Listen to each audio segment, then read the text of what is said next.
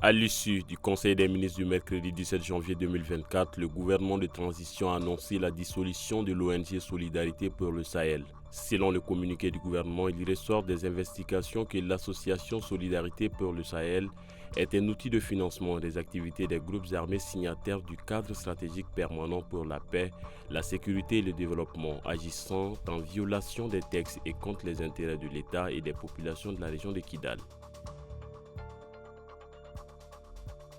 Au Burkina Faso, le gouvernement a annoncé jeudi soir avoir déjoué une énième tentative de déstabilisation du pays par un réseau impliquant plusieurs militaires et civils.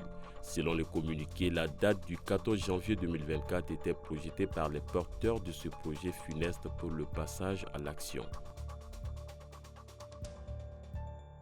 Plus tôt ce jeudi, les États-Unis d'Amérique ont offert un lot de matériel composé de véhicules de type pick-up et de motos d'une valeur de plus d'1 milliard de francs CFA au profit des unités de la police et de la gendarmerie nationale du Burkina Faso dans le cadre de la lutte contre le terrorisme. Ce don intervient une semaine après la remise d'un important lot de matériel militaire à l'armée burkinabé par le président de transition, le capitaine Ibrahim Traoré.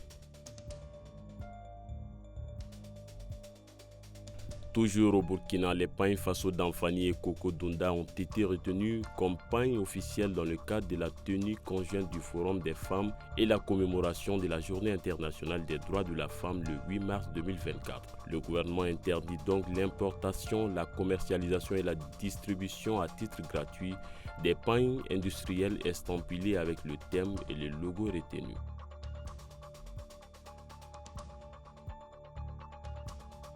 Le Premier ministre du Niger, Ali Mahaman Lamine Zein, à la tête d'une importante délégation, s'est rendu en début de semaine en Russie où il a eu des entretiens avec des hauts responsables russes.